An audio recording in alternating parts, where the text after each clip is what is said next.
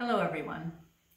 Since we won't be celebrating Easter in traditional ways this year, I decided to share a beautiful Easter story.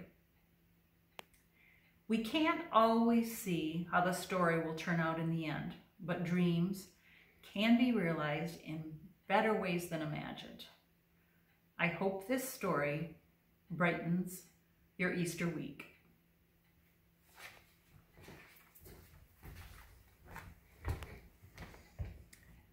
The Tale of Three Trees, a traditional folk tale retold by Angela Elwell Hunt.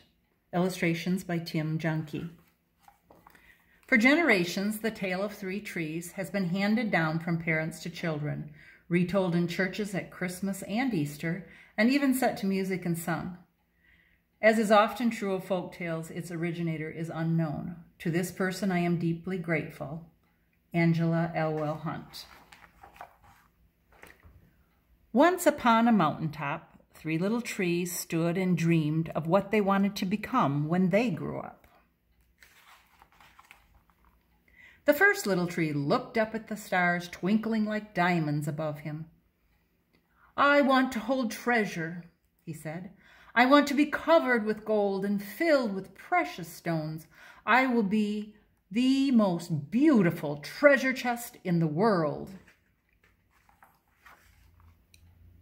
The second little tree looked out at the small stream trickling by on its way to the ocean.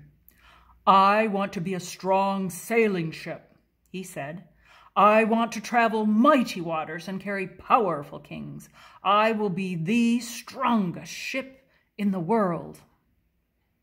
The third little tree looked down into the valley below, where busy men and busy women worked in a busy town. "I don't want to leave this mountaintop at all," she said. "I want to grow so tall that when people stop to look at me, they will raise their eyes to heaven and think of God.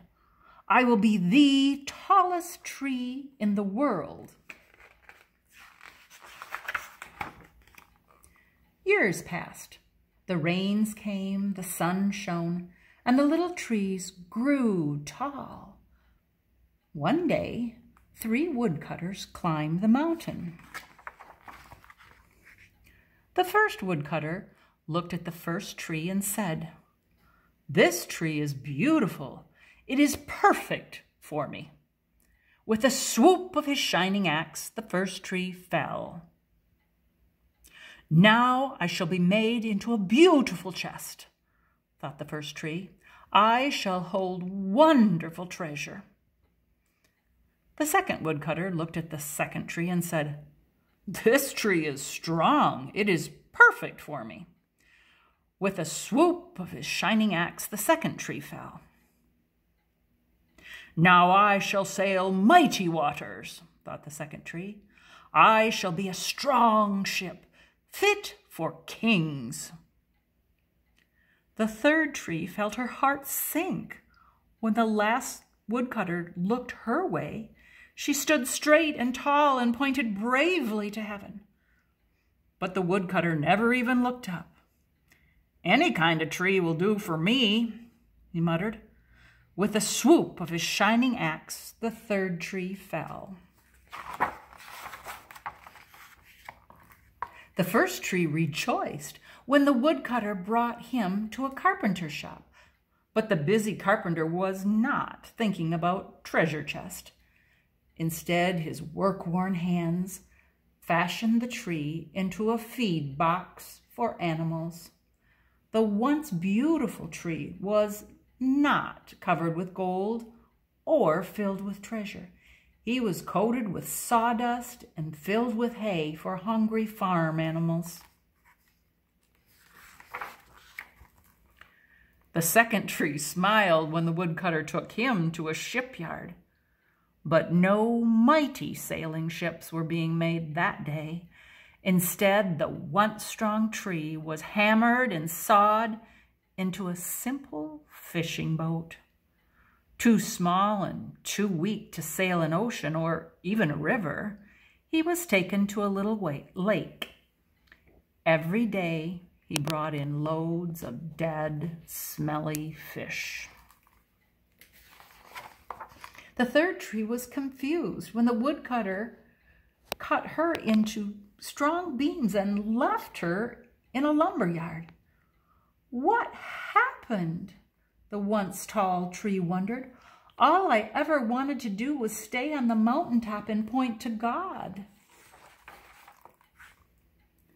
Many, many days and nights passed. The three trees nearly forgot their dreams.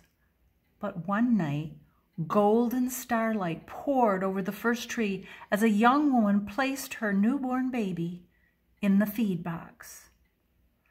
"I wish I could make a cradle for him," her husband whispered. The mother squeezed his hand and smiled as the starlight shone on the smooth and sturdy wood. "This manger is beautiful," she said.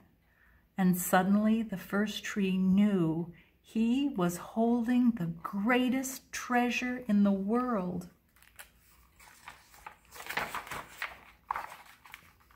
One evening, a tired traveler and his friends crowded into the old fishing boat.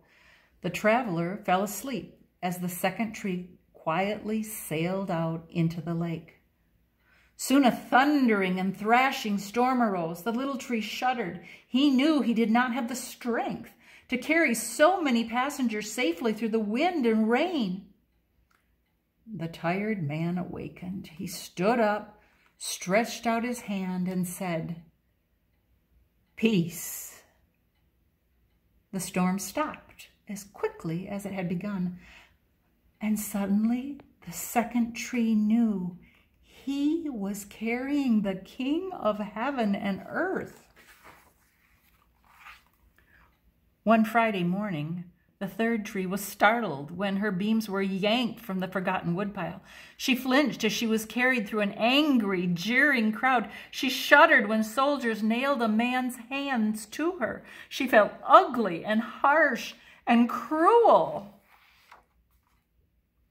But on Sunday morning, when the sun rose and the earth trembled with joy beneath her, the third tree knew that God's love had changed everything. It had made the first tree beautiful. It had made the second tree strong. And every time people thought of the third tree, they would think of God. That was better than being the tallest tree in the world.